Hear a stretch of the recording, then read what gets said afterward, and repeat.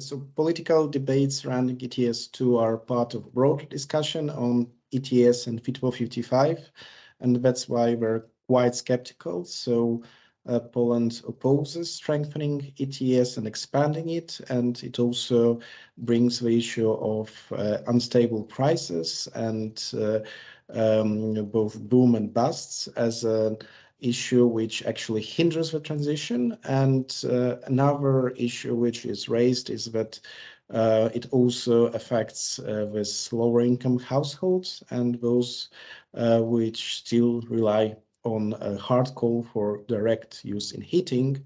And given that we also have a policy of phase out of this fuel, even without carbon pricing, it also serves as a counter argument that maybe it's too fast and too much to introduce carbon pricing in these sectors to affect households directly.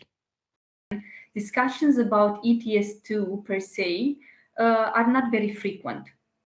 Ministry of the Ministry of the Environment or other members of the cabinet are discussing, but they are rather reluctant to these mechanisms, and they are worried about the social effects on the vulnerable households.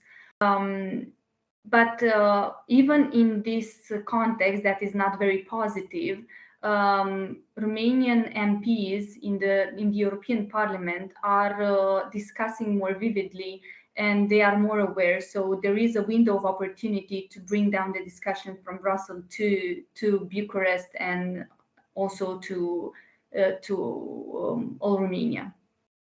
The political debate in the Czech Republic doesn't focus so much on the ETS2 at the moment. I would say it's because the topic is perceived as rather technical and a bit hard to grasp by, let's say, the public. So it hasn't really made the news yet.